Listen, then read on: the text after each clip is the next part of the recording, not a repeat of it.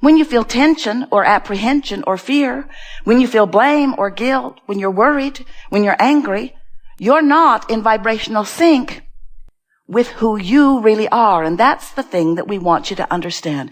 That's what we want you to hear. It's not that you're not up to speed with something that is outside of you. It's not that you're not meeting some criteria that someone outside of you has assigned.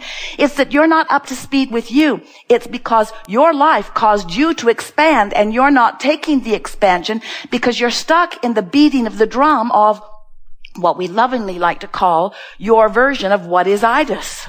In other words, this is what is. This is the truth of what is. I don't have enough money. I don't have enough money. I don't have enough money. I don't have enough money. I don't have enough money. I don't have enough money. I don't have enough money. But you do have a vibrational escrow, which will translate itself into abundance of all manner, including financial fortune.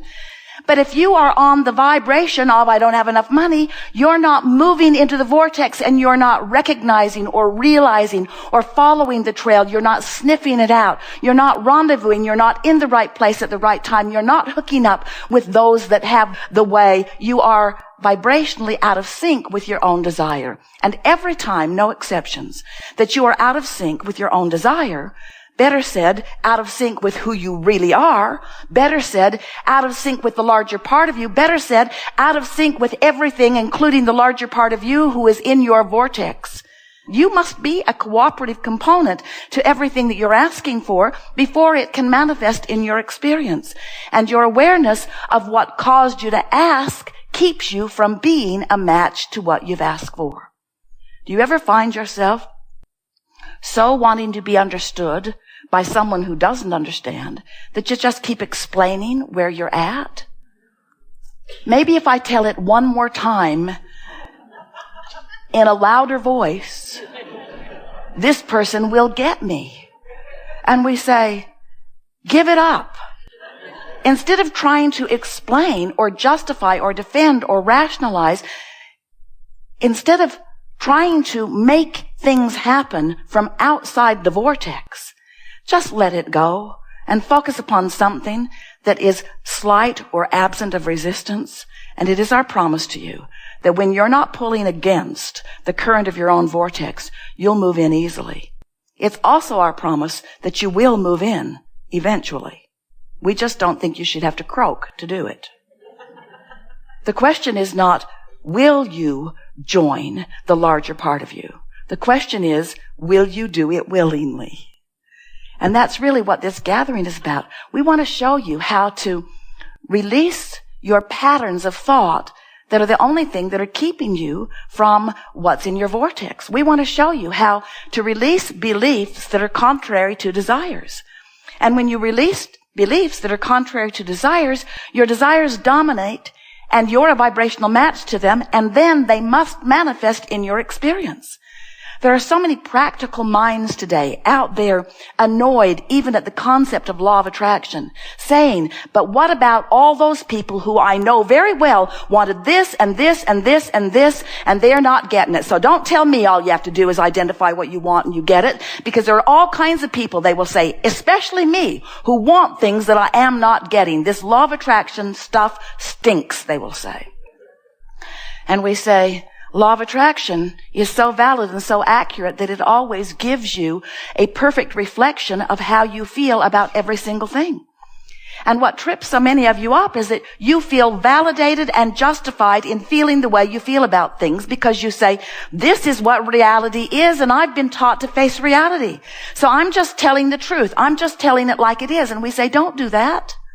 And you say, oh, that upsets everything that I've been taught from the beginning of listening.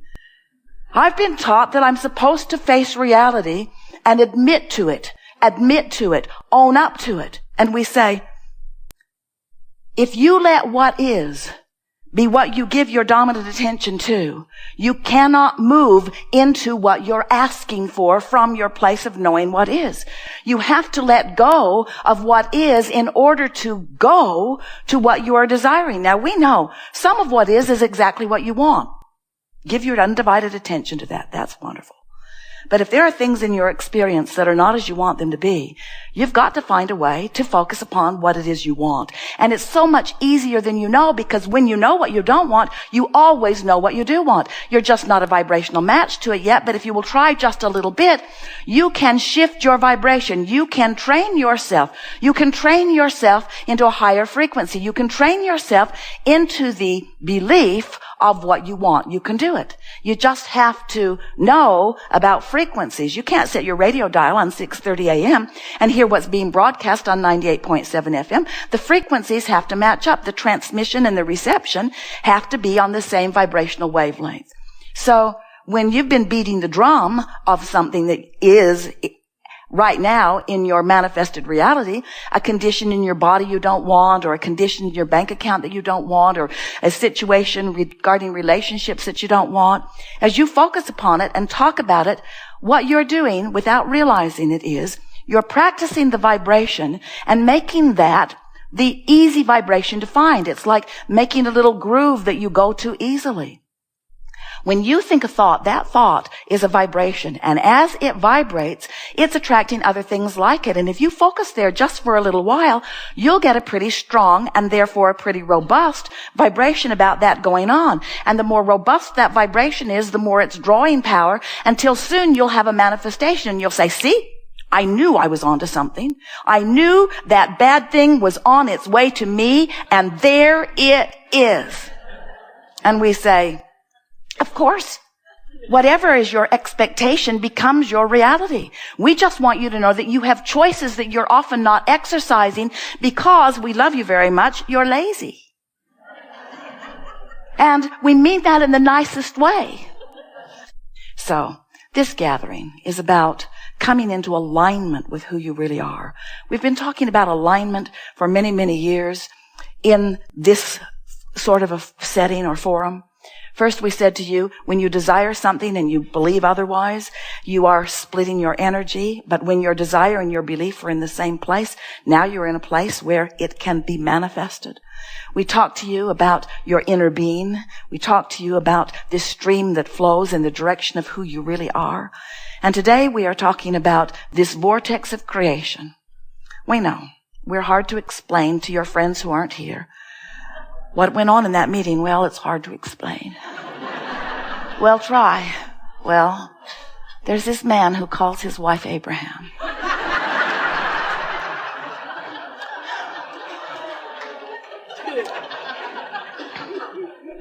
And she must be some sort of a multiple personality, because she refers to herself as they and we. And recently she's taken to drawing a big circle on the floor and insisting that it's a vortex, and telling us all we should go there.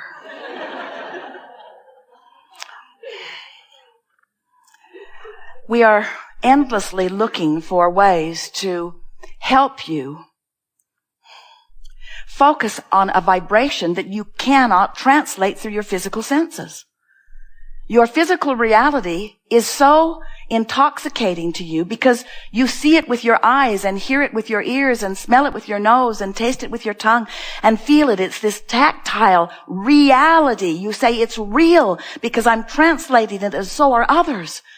And we want you to know that there is a vibrational reality that is more real than the reality that you're translating. It's just that you can't translate it with your eyes and ears. It's a vibration that is translated through your emotional sensors. It's a vibration that lets you know. In other words, how do you describe the sensation? In other words, there's smelling and there's seeing. Yes. There's tasting and there's touching. But what about knowing? Can we call knowing a sense? What about believing? Is believing a sense?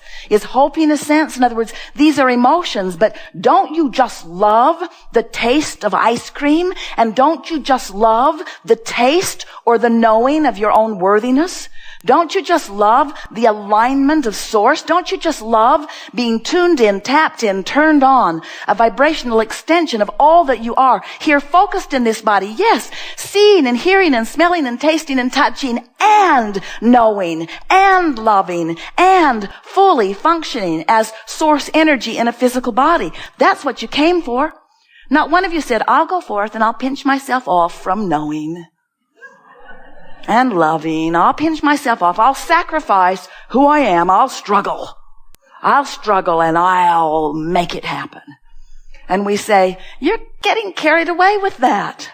You're carried away with that. In other words, it's so interesting to watch so many of you making your decisions and making your action from outside the vortex when it's really, really, really, really hard. Jerry and Esther were laughing because they were just here just a few months ago. And when they left here, their monster bus broke down on Highway 80. Just stopped. Wasn't easy to get off the road either. It's big. No power steering, no brakes, no engine. It just stopped. And Jerry and Esther looked at each other. No cell phone service either. And Esther said, I think I would like to live here for the rest of my life. How do you feel about this beautiful place? Jerry said, how much water do we have on board?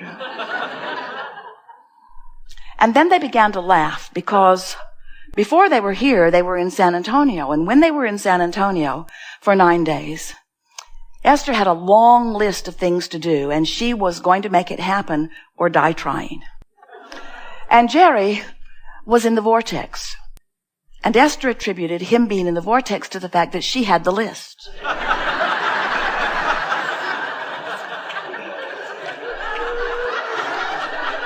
When you're not in the vortex, you can justify anything. So Jerry is bounding around the property. He's entertaining everyone. He's working with the building crew. He's making plans. He was just flowing with the stream. He was tuned in, tapped in, turned on. And Esther was smiling and polite and working very hard to get everything done. And Jerry said, I think I'm going to take the bus over to Detroit Diesel. We haven't had it serviced for a while. And Esther said, well, we're on our way to Marathon. Can't we do it there? And Jerry said, I don't know. I just feel like I'd like to take it over. And Esther said, it's 50 miles over there. And if they need to keep it, everything I need is in it. And we have such a short period of time as she began defending her out of the vortex position. And now as they're sitting on the side of the road,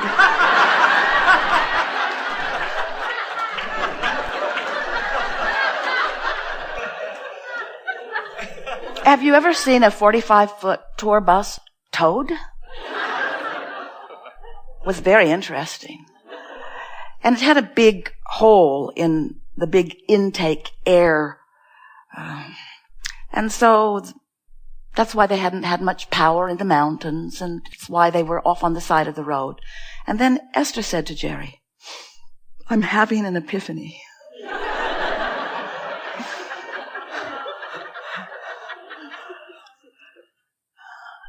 From now on, in our family, let's make a deal.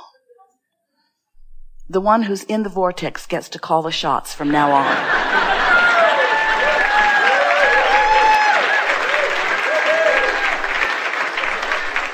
And then Esther thought of how many times and how many mothers, usually mothers, isn't mother usually calling the shots? And isn't she usually the last one to be in the vortex? Her feeling of responsibility is so great. Her feeling of sacrifice often is amplified. In other words, you get what we're talking about, don't you? In other words, it's so easy to focus upon the details of life and get bogged down to the point that you're not even a distant memory of the true being that you really are. And then the harder it goes, the harder you dig in. And the harder you dig in, the more you justify. And the more you justify, the harder it goes. And the harder it goes, the more you dig in, until you have a breakdown on the side of the road. And so we want to talk about getting in the vortex. We want to talk about making it your highest priority. We want to talk about getting in the vortex because that's where you rendezvous with all of your clarity and all of your power, all of your wisdom, all of your knowing, all of your balance, all of your stamina, all of your well-being. That's where you rendezvous with everything you want. That's where you meet up with everything that you've put there, you see. And to spend any time doing anything else. Now we know Jerry and Esther have laughed about it even since then, because they are always focusing and always wanting to be in the vortex. But sometimes things just happen, and when you focus, you're not.